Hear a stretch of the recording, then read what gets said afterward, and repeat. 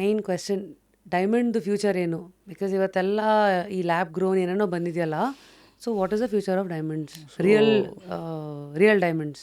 ಅಲ್ಲ, ನೀವು ಫಸ್ಟು ರಶ್ಮಿಯವರು ಇದು ಅರ್ಥ ಮಾಡ್ಕೋಬೇಕು. ವಜ್ರ ಏನು ಇವತ್ತು ಕಾಲದ್ದು ನೆನ್ನೆ ಮೊನ್ನೆ ಬಂದಿರೋದಲ್ಲ. ಲಕ್ಷಾಂತ ವರ್ಷದಿಂದ ವಜ್ರ ಮಾರಾಟ ಆಗ್ತಾಯಿದೆ.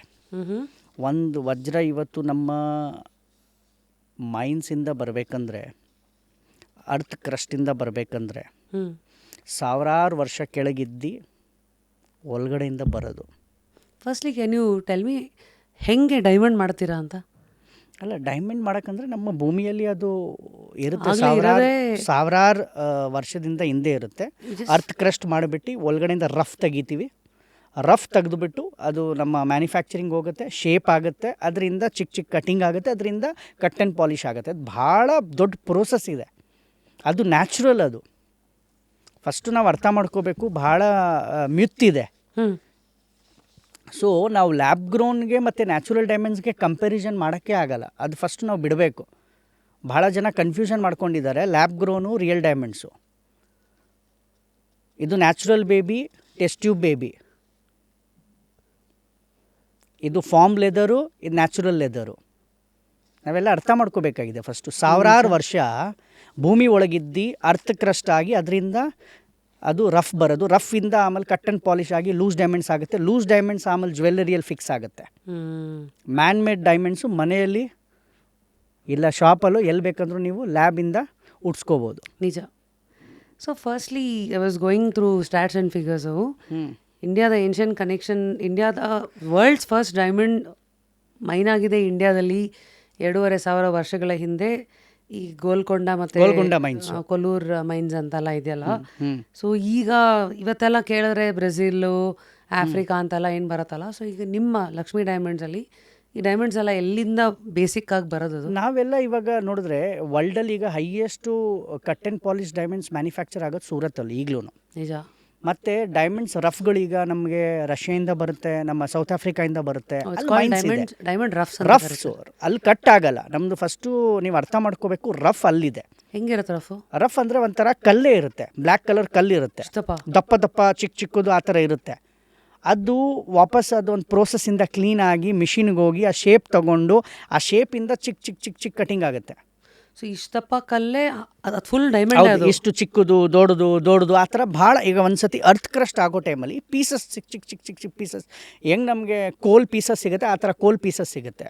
ಸೊ ಈಗ ಆ ಕಲ್ಲೇನೆ ಡೈಮಂಡ್, ಅದೇ diamond rough, that is called rough. ಅದನ್ನ ಕಂಡುಹಿಡಿಯೋಕೆ ಏನಾದ್ರು ಸಾಧನ ಇದೆಯಾ? ಅಲ್ಲಿ ಅದಕ್ಕೆ ಮಿಷಿನರೀಸ್ ಇದೆ, ಟೂಲ್ಸ್ ಇದೆ, ಅದೆಲ್ಲ ಒಂದು ಪ್ರೋಸೆಸ್ ಇದೆ. ಅದೊಂದು ಪ್ರೋಸೆಸ್ಸಲ್ಲಿ ಹೋಗಿ ಇದು ಅರ್ಥ ಆಗುತ್ತೆ, ಇದು ಮೈನ್ಸಿಂದ ಬಂದಿರೋದು ರಫ್ ಅಂತ. ಆ ರಫ್ ಏನಾಗುತ್ತೆ ಹೊರಡೆ ತೆಗಿತೀವಿ.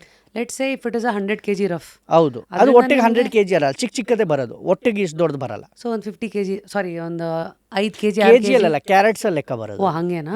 ಕೆಜಿ ಲೆಕ್ಕ ಇರುತ್ತೆ ಅದು ತೂಕ ಜಾಸ್ತಿ ಇರಲ್ಲ, ಲೈಟ್ ವೇಟ್ ಅಲ್ವಾ, ಅಷ್ಟೇನು ಹೆವಿ ವೇಟ್ ಇರಲ್ಲ ಅದು. ಅಷ್ಟೇ ಅದು ಕ್ಯಾರೆಟ್ ಅಲ್ಲಿ 100 carrot rough, 200 carrot rough, 300 carrot rough. So ಆ 300 ಕ್ಯಾರೆಟ್ ರಫ್ ಬಂದಿರುತ್ತೆ ಅನ್ಕೋಣ, 100 ತಗೊಳ್ಳೋಣ ಲೆಕ್ಕಕ್ಕೆ. 100 ಕ್ಯಾರೆಟ್ ರಫ್ ಬಂದರೆ ನಿಮ್ಗೆ ಎಷ್ಟು ಕ್ಯಾರೆಟ್ ಪ್ಯೂರ್ ಡೈಮಂಡ್ ಬರುತ್ತೆ ಅದರಲ್ಲಿ? ಅರೌಂಡ್ 50% ವೇಸ್ಟೇಜಸ್ ಆಗುತ್ತೆ, ಇಲ್ಲ 60% ಆಗುತ್ತೆ. ಈಗ ಮಿಷಿನ್ಗಳು ಬಂದುಬಿಟ್ಟಿದೆ. ಆ ರಫ್ ನೀವು ಮಿಷಿನಲ್ಲಿ ಇಟ್ಟಿದ ತಕ್ಷಣ ಅದು ಹೇಳ್ಬಿಡುತ್ತೆ, ನೀವು ಇಷ್ಟಿಷ್ಟು ಕಟಿಂಗ್ ಮಾಡ್ಬೋದು, ಇಷ್ಟು ಪೀಸಸ್ ಬರುತ್ತೆ, ಇಷ್ಟು ವೇಸ್ಟೇಜ್ ಹೋಗುತ್ತೆ ಅಂತ ಗೊತ್ತಾಗ್ಬಿಡುತ್ತೆ. Very nice. ಈ ಥರ ಇವಾಗ ಟೆಕ್ನಾಲಜಿ ಭಾಳ ಬೆಳೆದು ಬಿಟ್ಟಿದೆ. ಅಂದರೆ ರಫ್ಗಳು ಹೊರಗಡೆ ಬರುತ್ತೆ, ಆ ಮಿಷಿನಲ್ಲಿ ಹಾಕಿದ ತಕ್ಷಣ ಹೇಳ್ಬಿಡುತ್ತೆ, ನೀವು 100 ವಜ್ರ ಇದ್ರಲ್ಲಿ ಮಾಡ್ಕೋಬೋದು, 300 ವಜ್ರ ಮಾಡ್ಕೋಬೋದು, ಇಷ್ಟು ವೇಸ್ಟೇಜ್ ಇದೆ. ಸೊ ಈಗ ನಿಮಗೆ ಅದು ನೀವೇ ಹೇಳ್ದಂಗೆ ರಷ್ಯಾ ಅಲ್ಲಿಂದ ರಫ್ಗಳು, ಸೌತ್ ಆಫ್ರಿಕಾ, ರಷ್ಯಾಯಿಂದ ರಫ್ಗಳು ಬರುತ್ತೆ. ನಿಮ್ಮ ಫ್ಯಾಕ್ಟ್ರಿಯಲ್ಲಿ ಚೇತನ್? ನಮ್ಮದು ಫ್ಯಾಕ್ಟ್ರಿ ಇಲ್ಲೇ ಮಲೇಶ್ವರಮಲ್ಲಿದೆ. So we make diamond jewellery. We are not into rough or polish diamonds. We buy polish diamonds and we make diamond jewellery. Oh, so you buy it from? We buy it from the dealer. ಅಂದರೆ ಯಾರು site holder ಇರ್ತಾರೆ, ಯಾರು cutting ಮಾಡೋರು ಇದ್ದಾರೆ, ಅವ್ರು rough ತೊಗೊಂಡು cutting ಮಾಡ್ತಾರೆ, ಅವ್ರ ಹತ್ರ ನಾವು ಪರ್ಚೇಸ್ ಮಾಡ್ತೀವಿ. ಬೆಂಗಳೂರಲ್ಲಿದ್ದಾರ?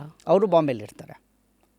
ಸೊ ಈಗ ಜನಗಳ ಪ್ರಶ್ನೆ ನಾನು ಕೇಳಿದ್ದೀನಿ, ಈ ತುಂಬ ಕಮ್ಮಿ ಬೆಲೆಗೆ ಬೇಕಂದರೆ ಸೂರತಲ್ಲಿ ಡೈಮಂಡ್ಸ್ ತೊಗೊಳ್ಳಿ, ಬಟ್ ಅಲ್ಲಿ ತುಂಬ ಯಾಮಾರ್ಸೋರು ಇರ್ತಾರೆ ಅಂತಲ್ಲ.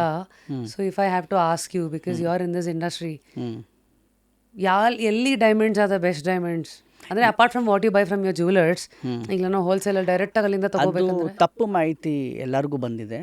ಇವಾಗ ಎಲ್ಲರೂ ಹೇಳ್ತಾರೆ ಎಂಬ್ರಲ್ಡ್ ಇದ್ದರೆ ಶ್ರೀಲಂಕಾಗೆ ಹೋಗ್ಬಿಡಿ ಅಂತ, ಎಂಬ್ರಲ್ಡ್ ತೊಗೊಳಕ್ಕೆ. ಗ್ರೀನ್ ಎಂಬ್ರಲ್ಡು, ಕರೆಕ್ಟಾ? ಆ ಥರ ಎಲ್ಲರೂ ಹೇಳ್ತಾರೆ. ಕಾಲದಲ್ಲಿ ಥೈಲ್ಯಾಂಡ್ ಹಾಂ, ಥೈಲ್ಯಾಂಡ್ ಹೇಳಿ, ಥೈಲ್ಯಾಂಡಲ್ಲಿ ಒಳ್ಳೆ ಜೆಮ್ ಸ್ಟೋನ್ಸ್ ರೂಬಿ ಸಿಗುತ್ತೆ ಅಂತ. ಆ ಥರ ಅಲ್ಲ. ನಾವು ಅರ್ಥ ಮಾಡ್ಕೋಬೇಕಾಗಿರೋದು, ಯಾವ ಒಬ್ಬ ಜ್ಯುವೆಲ್ಲರು ಕರೆಕ್ಟ್ ಸೋರ್ಸಿಂದ ಬೈಯಿಂಗ್ ಮಾಡ್ತಾನೆ, ಅದು ಇಂಪಾರ್ಟೆಂಟು. ಸೂರತ್ತಲ್ಲಿ ನಿಮಗೆ, ನೀವು ಇಲ್ಲಿಂದ ಸೂರತ್ಗೆ ಹೋದರೆ ಫಸ್ಟ್ ನಿಮಗೆ ಅದ್ರ ಬಗ್ಗೆ ಜ್ಞಾನ ಇರಬೇಕು. ಕಟ್ ಅಂದರೆ ಏನು, ಕಲರ್ ಅಂದರೆ ಏನು, ಕ್ಲಾರಿಟಿ ಅಂದರೆ ಏನು, ಕ್ಯಾರೆಟ್ ಅಂದರೆ ಏನು, ಇದು ಯಾವ ಥರ ಮೈನ್ಸ್ದು ರಫು ಯಾವ ಥರ ಓಡ್ತಾ ಇದೆ, ಇದಕ್ಕೆ ಪೇನ್ ಪ್ರೈಸ್ ನಿಮ್ಮ ನಾಲೆಜ್ ಇರಬೇಕು. ಆ ನಾಲೆಜ್ ಇದ್ದರೆ ನೀವು ಹೋಗಿ ಪರ್ಚೇಸ್ ಮಾಡ್ಕೋಬೋದು. ಅದರಲ್ಲಿ ನೀವು ಒಂದು ಡಿಗ್ರಿ ಕೋರ್ಸ್ಗಳು ಮಾಡಬೇಕಾಗಿದೆ, ಅಷ್ಟು ಈಸಿ ಅಲ್ಲ. ಅದ್ರ ಬಗ್ಗೆ ನಾವು ಅರ್ಥ ಮಾಡ್ಕೋಬೇಕಂದ್ರೆ ಇದು ಭಾಳ ಡೀಪ್ ನಾಲೆಜು. ಹೌದಾ? ಹಾಂ, ಅದಕ್ಕೆ ದಯವಿಟ್ಟು ಇದು ಅಲ್ಲಿ ಹೋಗಿ ಚೀಪ್ ಆಗೋದು, ಎಲ್ಲೂ ವಜ್ರ ಚೀಪ್ ಸಿಗೋಲ್ಲ. ರೀಸನಬಲ್ ಸಿಗ್ಬೋದು, ಚೀಪ್ ಎಲ್ಲೂ ಸಿಗೋಲ್ಲ. ಅದೊಂದು ದೊಡ್ಡ ತಲೆಯಲ್ಲಿ ಎಲ್ಲರಿಗಿದೆ, ನಮಗೆ ಅಲ್ಲಿ ಸಿಕ್ಕಿದ್ರೆ ವಜ್ರ ಚಾನ್ಸಲ್ಲಿ ಸಿಗ್ಬೋದು, ಇಲ್ಲಿ ಎಲ್ಲೂ ಚಾನ್ಸಲ್ಲಿ ಸಿಗೋಕ್ಕೆ ಸಾಧ್ಯನೇ ಇಲ್ಲಲ್ಲ. ಮೈನ್ಸಿಂದ ಸೈಟ್ ಹೋಲ್ಡರ್ಗೆ ಬರುತ್ತೆ, site hold cut and polish ಮಾಡಿ ಅಂಗಡಿಗಳಿಗೆ ಕೊಡ್ತಾರೆ. ನಮ್ಮ ಥರ ಮ್ಯಾನುಫ್ಯಾಕ್ಚರ್ ಕೊಡ್ತಾರೆ, ನಾವು ಮ್ಯಾನುಫ್ಯಾಕ್ಚರರ್ ಆಗಿ ಅಂಗಡಿಯವ್ರು ಕೊಡ್ತೀವಿ. ಸೊ ನಾವು ಅರ್ಥ ಮಾಡ್ಕೋಬೇಕಾಗಿರೋದು, ಎಲ್ಲೂ ಚೀಪ್ ಸಿಗೋಕ್ಕೆ ಸಾಧ್ಯನೇ ಇಲ್ಲ. ವಜ್ರ ಹೆಂಗೆ ಸಿಗುತ್ತೆ ಚೀಪ್ ನನಗೆ ಹೇಳಿ? ಸೊ ಇದು ಒಂದು ಮಾಹಿತಿ. ನಾನು ಎಷ್ಟೊಂದು ಜನ ಕೇಳ್ತೀನಿ, ದುಬೈ ಹೋದರೆ ಗೋಲ್ಡ್ ಚೀಪಾಗಿ ಸಿಗುತ್ತೆ ಅಂತ. ಇಲ್ಲ, ಒಳ್ಳೆ ಕ್ವಾಲಿಟಿ ಹೇಳ್ತಾರೆ ಜನ. ನಾವು ಅರ್ಥ ಮಾಡ್ಕೋಬೇಕು, ನಮ್ಮ ಇಂಡಿಯಾದಲ್ಲಿ ನಾವು ಗೋಲ್ಡಲ್ಲಿ 916ಅಲ್ಲಿ ನಾವು ಕಾಪರ್ ಹಾಕ್ತೀವಿ. ಏನು, ನಮ್ಮ ಅಲಾಯ್ಗಳು, ಅಲಾಯ್ ಮಿಕ್ಸು, ಅದಕ್ಕೆ ಅದು ರೆಡ್ಡಿಶ್ ಗೋಲ್ಡ್ ಬರುತ್ತೆ. ದುಬೈಯಲ್ಲಿ, ಗಲ್ಫಲ್ಲಿ ಅವರು ಎಲ್ಲೋ ಹಾಕ್ತಾರೆ ಅಲಾಯ್, ಅದಕ್ಕೆ ಅದು ಎಲ್ಲೋ ಗೋಲ್ಡ್ ಪ್ಯೂರ್ ಥರ ಕಾಣಿಸುತ್ತೆ. ಅದಕ್ಕೆ ಅವ್ರು ಅದು ನೋಡಿದ ತಕ್ಷಣ ಹೇಳ್ತಾರೆ ಇದು ಒಳ್ಳೆ ಗೋಲ್ಡು, ಇದು ಒಳ್ಳೆ ಗೋಲ್ಡ್ ಇಲ್ಲ ಅಂತ. ಸೇಮ್ 22 ಕ್ಯಾರೆಟ್, ಅದು 22 ಕ್ಯಾರೆಟು, ಇದು 22 ಕ್ಯಾರೆಟ್. ನೀವು ಯಾವ ಅಲಾಯ್ ಮಿಕ್ಸ್ ಮಾಡ್ತೀರಾ ಆ ಥರ ಕಲರ್ ಬರುತ್ತೆ. ನೀವು ಕಾಪರ್ ಕಲರ್ ಹಾಕಿದ್ರೆ ಕ್ರಾಪರಿಶ್ ಗೋಲ್ಡ್ ಥರ ಬರುತ್ತೆ ಚೂರು. ಯಾಕಂದ್ರೆ ನಮ್ಮ ಇಂಡಿಯನ್ಸ್ ಪ್ರಿಫರ್ ಮಾಡೋದು ಆ್ಯಂಟಿಕ್ ಗೋಲ್ಡ್ ಥರ. ನೀವು ಅಲ್ಲಿ ಎಲ್ಲೋ ಅಲಾಯ್ ಮಾಡಿದ್ರೆ ಎಲ್ಲೋ ಗೋಲ್ಡ್ ಬರುತ್ತೆ, 24 ಕ್ಯಾರೆಟ್ ಪಾಲಿಶು, ಎರಡು ಚಿನ್ನ ಒಂದೇ. ಸೊ ನಾವು ಅದು ಅರ್ಥ ಮಾಡ್ಕೋಬೇಕಾಗಿದೆ. ಭಾಳ ಮಾಹಿತಿಗಳು ಜನರಿಗೆ ಭಾಳ ರಾಂಗ್ ಆಗಿದೆ. ಯಾಕಂದರೆ ನಾನು ನೋಡ್ತಾ ಇರ್ತೀನಿ, ಭಾಳ ಇನ್ಸ್ಟಾಗ್ರಾಮಲ್ಲಿ ಯಾರೋ ಒಬ್ಬ ಒಂದು ರೀಲ್ ಬಿಡ್ತಾನೆ, ಅದು ಅಥೆಂಟಿಸಿಟಿ ಏನೂ ಇರಲ್ಲ, ಅದು ನಂಬ್ಕೊಂಡು ಹೋಗ್ಬಿಡ್ತಾರೆ. ದಯವಿಟ್ಟು ಆ ಥರ ನಾನು ಎಲ್ಲ ಹೇಳೋದು ಎಲ್ಲರಿಗದೆ, ದಯವಿಟ್ಟು ಅದು ನಂಬಿಟ್ಟು ಹೋಗಬೇಡಿ. ಆ ಥರ ಇದೆಲ್ಲ ಫಾಲ್ಸ್ ಇನ್ಫಾರ್ಮೇಷನ್. ಕೆಲವು ಜನ ಸಬ್ಸ್ಕ್ರೈಬರ್ ಜಾಸ್ತಿ ಮಾಡೋಕ್ಕೆ ಈ ಥರ ಮಾಡಿರ್ತಾರೆ. ದಯವಿಟ್ಟು ಆ ಟ್ರಾಪಿಗೆ ಬೀಳಬೇಡಿ ಅಂತ ಹೇಳೋಕ್ಕೆ ಇಷ್ಟಪಡ್ತೀನಿ.